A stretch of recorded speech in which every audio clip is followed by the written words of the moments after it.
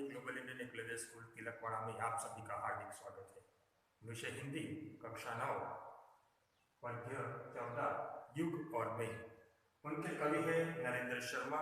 उनका जन्म जहांगीरपुर में हुआ था। प्रगतिवादी कवियों में उनकी गिनती की जाती है। ये जो काव्य है उसका जो मूल भाव है वह ये है कि आज देश का वातावरण विनाशक है।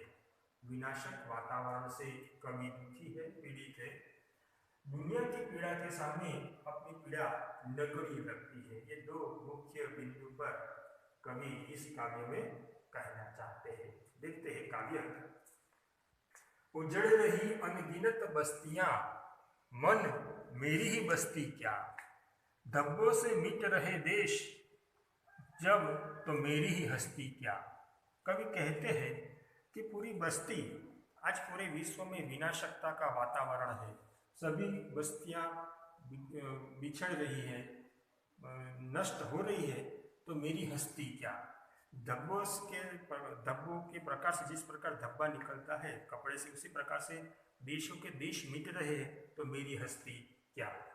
बरस रहे अंगार गगन से, धरती लपटे उगल रही, निगल रही जब मौत सभी को, अपनी ही क्या जाय कही। आज सभी जगह पृथ्वी पर आकाश से अंगार बरस रहा है, धरती से अंगार निकल रहा है, तो सभी जगह मौत है, तो फिर मेरी हस्ती क्या। दुनिया भर के दुख कथा है, मेरी ही क्या करुण कथा। पूरा संसार दुखी है, सभी लोग पीड़ित है, द्रवित है, तो उसमें मेरी पीड़ा या मेरे दुख का क्या भाव, ऐसा कवि करते हैं। आगे कहते हैं, जाने कब तक घाव भरेंगे इस घायल मानवता के। आज मानवता घायल है। जो मानवता इंसान में दिखाई देनी चाहिए वो आज नहीं दिखाई दे रही है। जाने कब तक सच्चे होंगे सपने सबकी समता के। सबके अंदर समान भाव हो, सब समान रूप से रहे, ऐसा हमारा जो स्वप्न था वो कब सच्चा होगा, ऐसा कवि कहते हैं। आज भी हमारे अंदर समानता दिखाई नहीं देती है।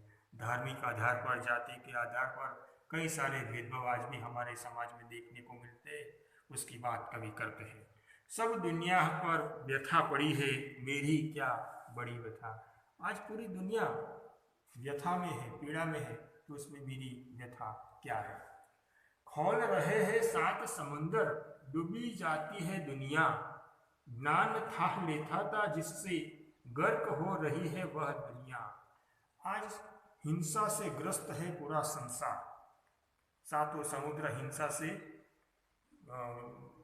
उमड़ रहा है, उसमें दुनिया डूबो रही है। ज्ञान जो था व्यक्ति के पास, वो उसके काम नहीं आ रहा है। तो ऐसे में संसार पूरा डूब रहा है, तो उसमें मेरा डूबने का क्या हल, ऐसा कवि कहते हैं। यहाँ तक कवि जो संसार में जो हिंसा का भाव है उसकी बात करते हैं। आगे कवि इंसान की बात करते हुए कहते हैं कि हाथ बने किस लिए, करेंगे भू पर मनुज स्वर्ग निर्माण। इंसान को हाथ ईश्वर ने क्यों दिए, स्वर्ग का निर्माण इस धरती पर करने के लिए दिए। बुद्धि हुई किस लिए, कि डाले मानव जग जड़ता में प्राण। इंसान को बुद्धि क्यों दी ईश्वर ने, कि वो जड़ वस्तु में भी वो प्राण डाल सके, अर्थात उसका संचालन कर सके, उसका सही इस्तेमाल कर सके। आज हुआ सबका उल्टा रुख, मेरा उल्टा पासा क्या। मगर आज स्थिति क्या है, जिन हाथों से हमें स्वर्ग की रचना करनी है, जिन बुद्धि से हमें जड़ का सही इस्तेमाल करना है, वो तो नहीं हो रहा है और उल्टा कार्य हो रहा है, ऐसा कवि कहते हैं। तो फिर मेरे भी उल्टी स्थिति हो तो उसमें क्या बात है, ऐसा कहता है, ऐसा कवि कहते हैं। मानव को ईश्वर ने बनना था, निखिल सृष्टि वश में दानी। मानव को ईश्वर ने बनाया था, मानव को ईश्वर बनना था और अपने वश में सृष्टि को लाना था। काम अधूरा छोड़ कर रहा आत्मघात, मानव ज्ञानी। मानव के पास ज्ञान है, बुद्धि है, मगर वो ये काम अधूरा छोड़कर आत्मघाती काम कर रहा है। सब झूठे हो गए निशाने, तुम मुझसे छूटे तो क्या। तो इस प्रकार जो बातें थी वो सभी अब झूठी हो रही है, तो उसमें मुझसे छूट जाए तो क्या। अब आखिरी जो 3 पंक्तियां है उनमें कवि अपने काव्य का जो मूल भाव है वो व्यक्त करते हुए कहते हैं, एक दूसरे का अभिभव कर रचने एक नए भव को, है संघर्ष निरत मानव अब फूंक जगत गत वैभव को, तहस नहस हो रहा विश्व तो मेरा अपना आपा क्या।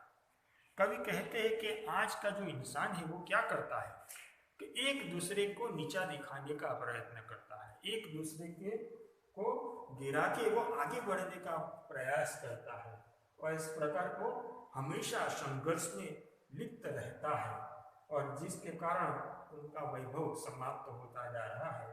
तो इस प्रकार से मनुष्य के अपने ही गलत प्रयोगों के कारण पूरा विश्व तहस नहस हो रहा है।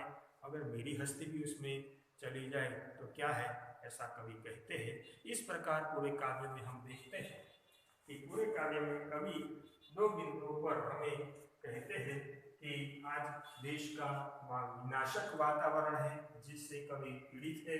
दूसरा, दुनिया की पीड़ा के सामने कवि को अपनी पीड़ा बहुत कम दिखाई देती है, इसलिए वो सबको संदेश देते हैं कि अब सबकी पीड़ा को देखकर अपनी पीड़ा को कम समझना चाहिए।